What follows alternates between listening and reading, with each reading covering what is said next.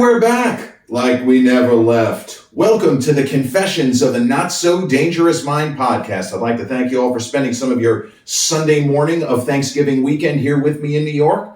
Once again, we're going to skip past all that promotional jazz and get right to the guts of the episode.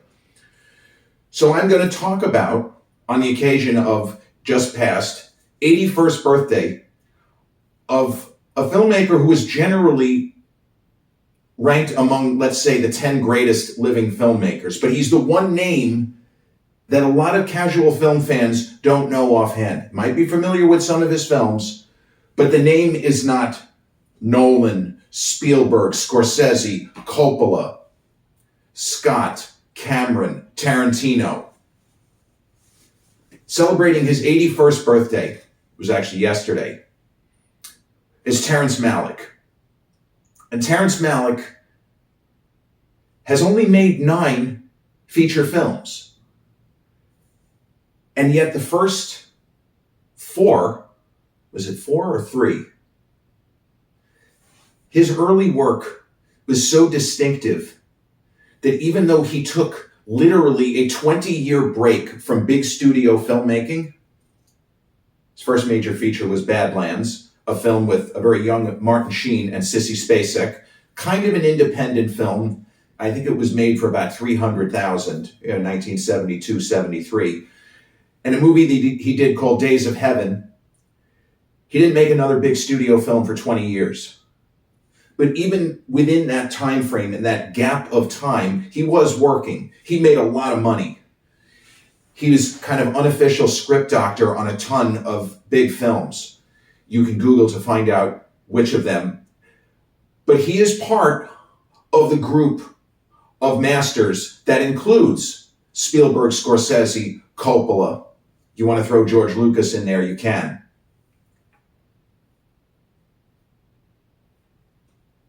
Malick took a different path. He didn't go to USC or UCLA in a manner of the Lucases and the Coppolas, although Spielberg kind of toyed with it. He never actually graduated. Brian De Palma, their other buddy, went to Columbia. Terrence Malick went to Harvard. Then he was a Rhodes Scholar. And then he went to the American Film Institute and completed their master's program there.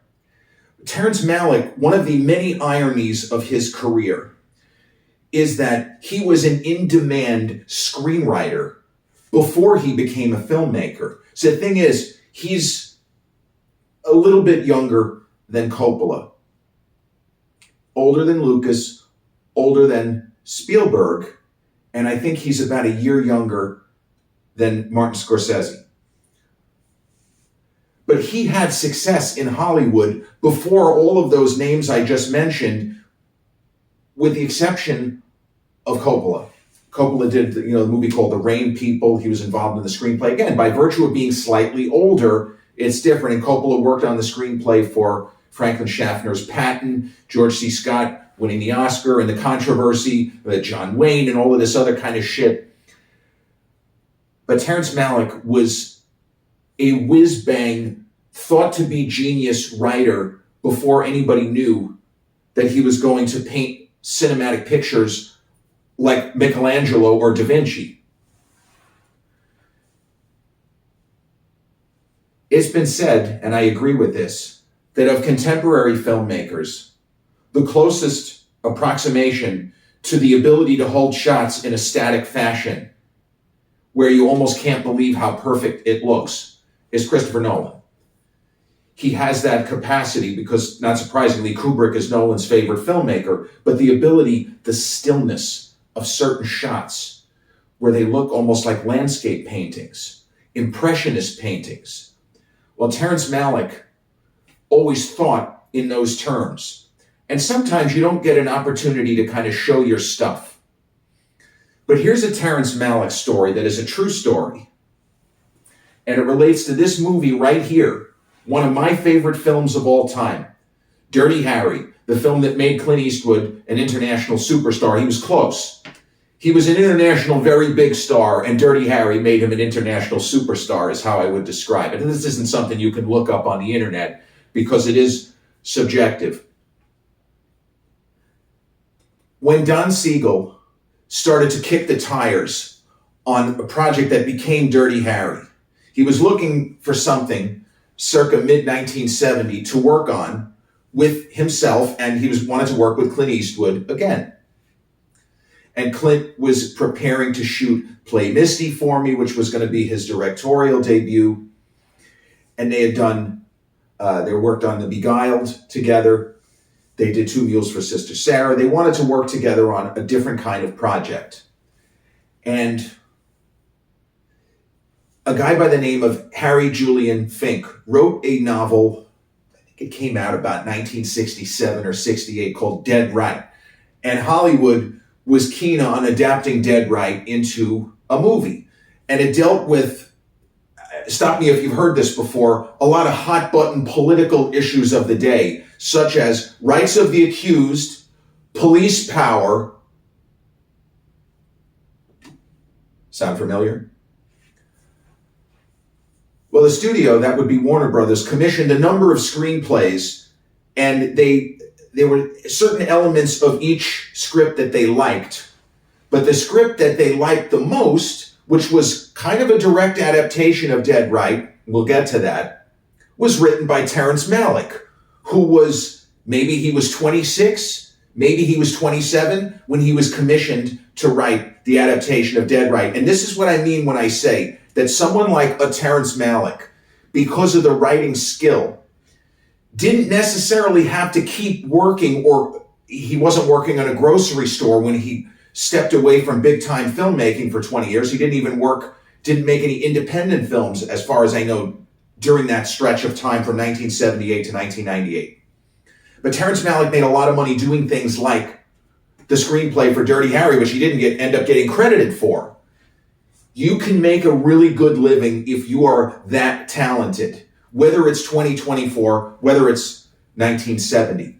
So Don Siegel, kicking the tires on this Dead Right project, which would become what you see up there, spawned a franchise, he asked to read the script. Can I read the script?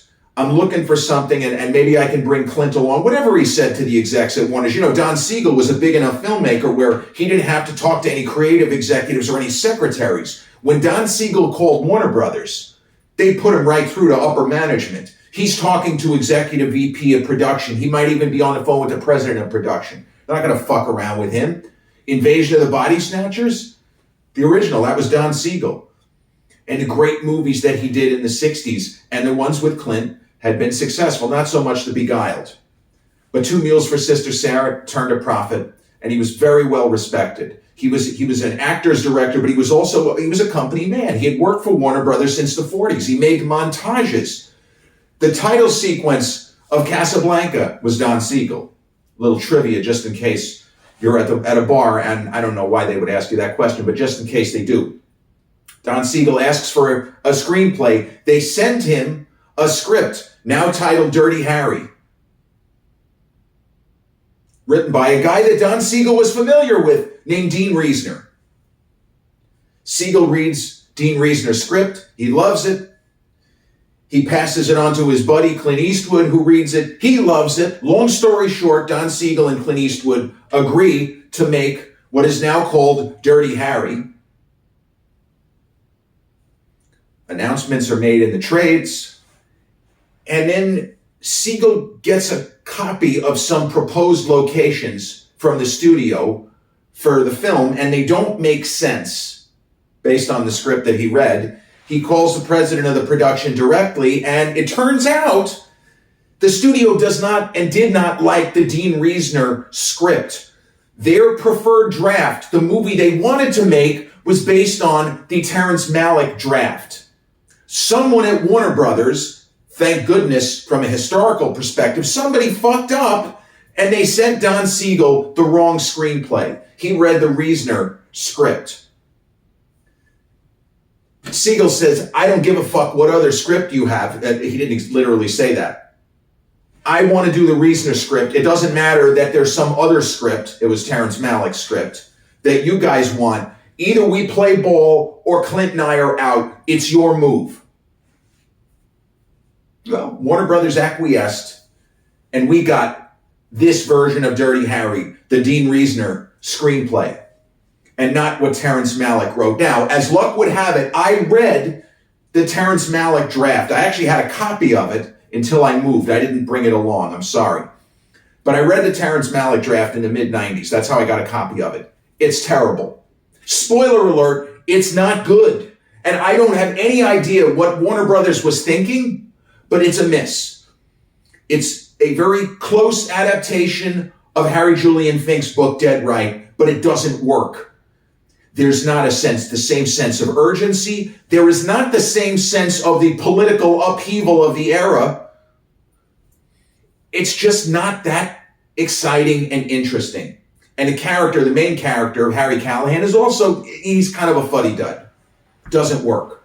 So history is thankful, but sometimes you have things that don't go your way and it ends up working to your benefit. Terrence Malick got paid good money, still a very young man, 26 when he was commissioned to write it, maybe he was turning 27, made good money, wasn't hurting for cash.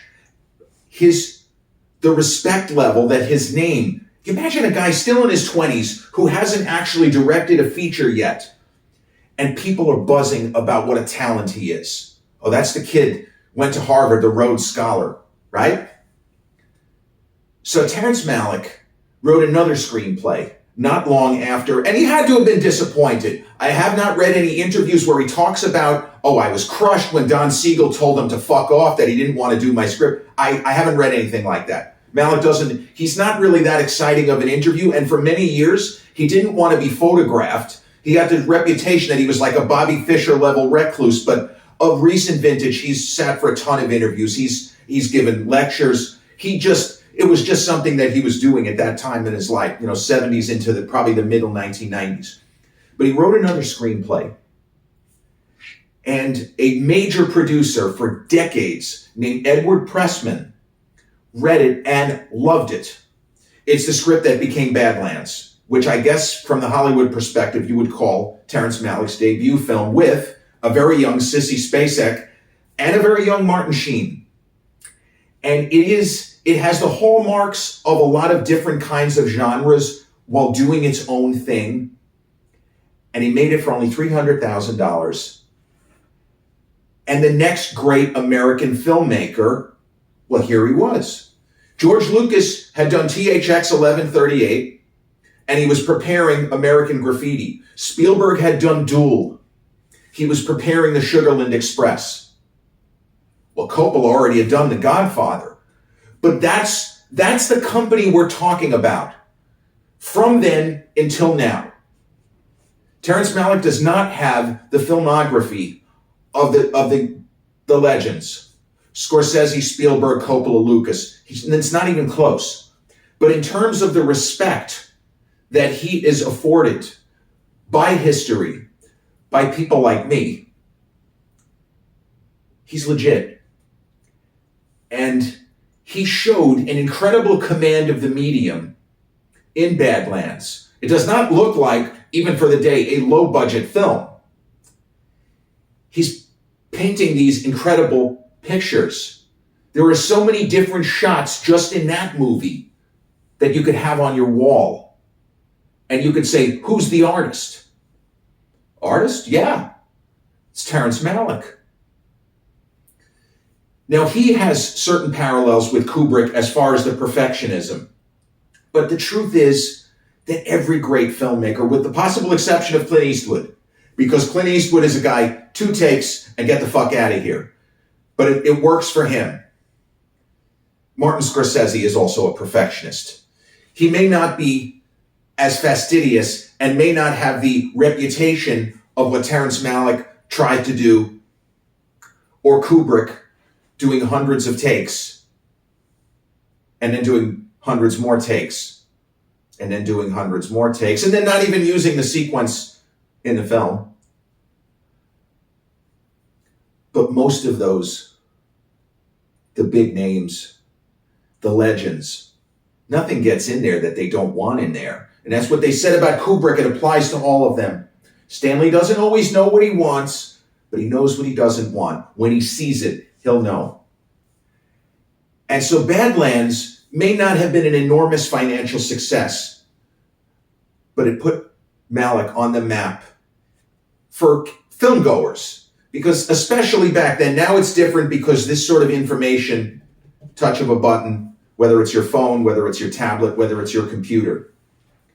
But Malick continued to work somewhat below the radar, wrote a number of different screenplays, and was hired for a lot of projects that did not pan out. This is something you can Google. There were major book adaptations where he got paid good money to turn into screenplays. Films don't get made. So he did this film, which during my NYU film school days was, to say it was legendary is an understatement. Because when I was at NYU, Malick had not made his comeback yet. Nobody was talking about what became The Thin Red Line because he hadn't signed on yet. Days of Heaven was the last film that he made until The Thin Red Line. You ask yourself, how is it possible? Well, Days of Heaven originally was going to be a longer film. It was originally going to be a more conventional narrative, a love story, a farm. But then as Malick, it starred Brooke Adams and Richard Gere. Those were two of the two main components of the cast. Somewhat akin to what Scorsese did with The Age of Innocence, where Scorsese took at least 45 minutes off of what he thought was going to be a 3+ hour movie. It took him an extra year to edit his film. So don't let anyone say that Martin Scorsese is not also a perfectionist. Just because someone isn't Stanley Kubrick or Terrence Malick, it doesn't mean they're not a perfectionist. It just maybe go about things a little differently, and not every film has the same murderous post-production schedule, editing process. Sometimes you hit it right. Scorsese, as much time as he took editing Goodfellas, he didn't then go back into the editing room even after the execs at Warner Brothers told him, Marty, you fucked up. That's a story for another day. But Days of Heaven was originally conceived of as a more conventional narrative and a longer film, and Malick, editing room, he cut it, and he cut it, and he cut it, and he cut it, and he cut it, and it became almost a tone poem. You could Google that. But it became the kind of movie with very little dialogue, the story being told in pictures, images, fragments, not words. It was a different storytelling style that Terrence Malick utilized. And the word is, because this is something that you can find on the internet, I don't really believe this is true, but the story that I read as to why Terrence Malick kind of went underground and continued to work, but way below the radar, after Days of Heaven, is that Pauline Kael didn't like the film. And he was so pissed off, he gave Hollywood the double middle-fingered salute, even though why would you blame Hollywood? Why don't you just go to Pauline Kael's house and, toilet paper the property? You could do anything. But supposedly he said, fuck this. His version of John Sayles, after, Return of Secaucus 7? One of the movies that Sayles worked on at the studio level, where John Sayles then said, I'm out of here. John, why did you leave Hollywood?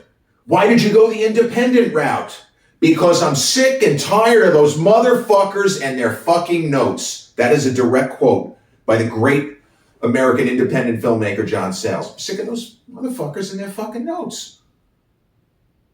I guess Malick was tired of film critics who couldn't do what he did on their best day and like to complain about your work.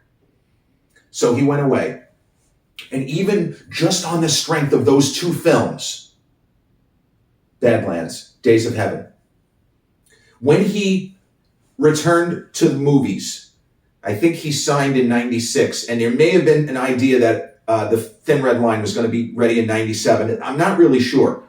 If the longest continuous production in the history of Hollywood is Eyes Wide Shut, which began principal photography literally as Tom Cruise was promoting Jerry Maguire, that is an accurate statement. That is not an exaggeration.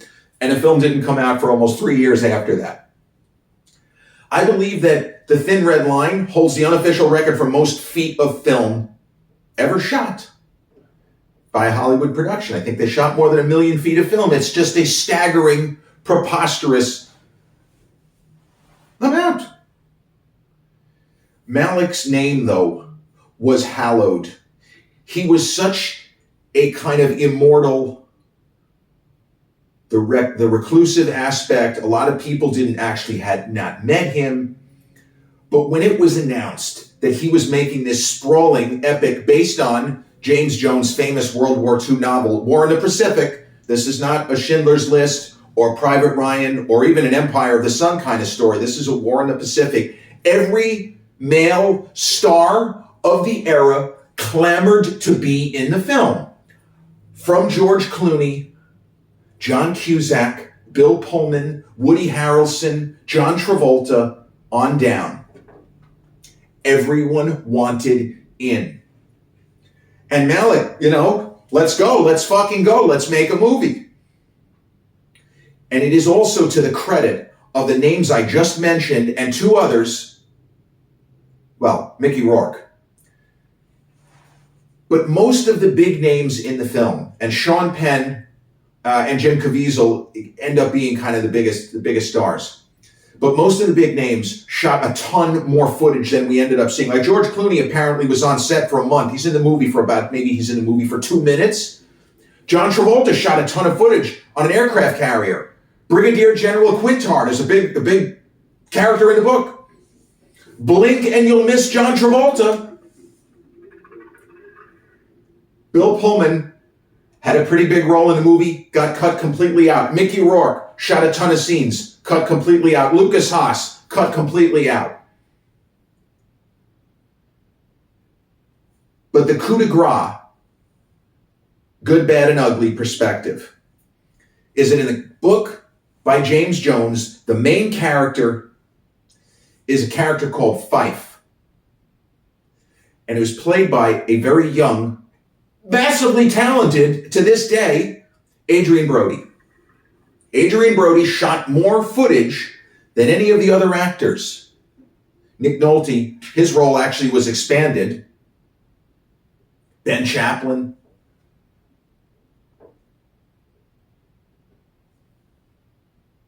Adrien Brody was the star of the film all through production, and as it headed off into post, sometime probably early 1997. Now, I'm not really sure about that. Again, this stuff wasn't reported, and Malick was so quiet, he didn't advertise any of this stuff. I mean, yeah, the internet existed, but he wasn't really that kind of guy anyway. Wasn't going to be announcing it all. But Adrien Brody actually went to the premiere, or one of the early premieres, sometime in the latter portion of 1998, thinking he was the star of the movie. And you watch the film and his character is barely in the movie. I can only imagine how devastating that was to think that you're the star of a film, you're the main character in the novel, and you got about 3 lines of dialogue in a 3-hour movie, close to 3 hours. Holy shit. But it's not an actor's movie.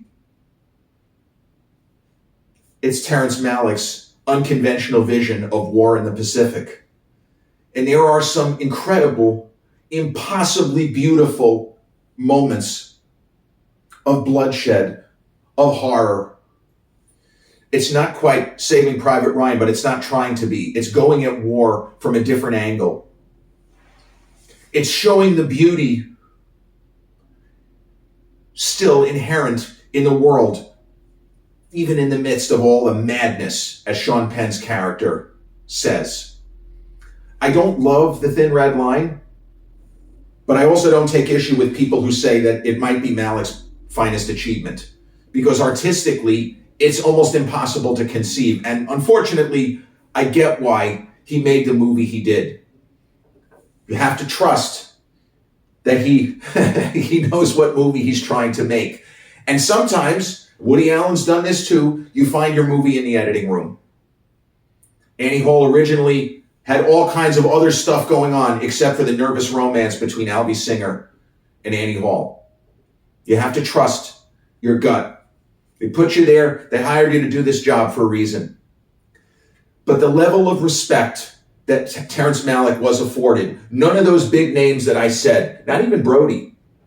He hasn't talked about it. Maybe he'll kind of chuckle, but as angry as he was, he had a radar sense. I better not say anything.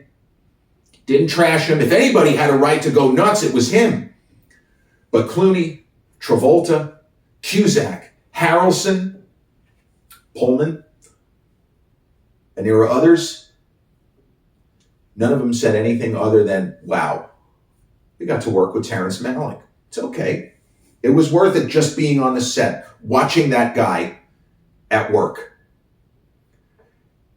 Now, he made another semi-comeback, and really the last, what you would call great film, two great films, 2005, The New World, which was, it's not really a Columbus story, but it's in the ballpark of Europeans coming over here and fucking shit up. That made a lot of 10 best lists, and there were many critics that actually had it as best film of 2005. Didn't do that great at the box office. But artistically, it was considered a triumph. Similar to Kubrick, Malick wanted to shoot using as much as possible natural light, presumably burned a ton of candles there, and he got really strong performances from Christian Bale, Colin Farrell, the late, great Christopher Plummer. His last, what I would call very important film, Tree of Life. Once again, working with Sean Penn and Brad Pitt. It's one of those narratives, for those who haven't seen it, takes place in different time periods. Terrence Malick was never interested in just telling stories. In as subtle ways as possible, he's always tried to speak to larger truths about humanity, about the physical world surrounding us, the beauty that surrounds us at all times. And I remember seeing American Beauty 25 years ago, and Sam Mendes was trying to do that. And for many people, he succeeded. Won Best Picture, for crying out loud. Spacey, Best Actor.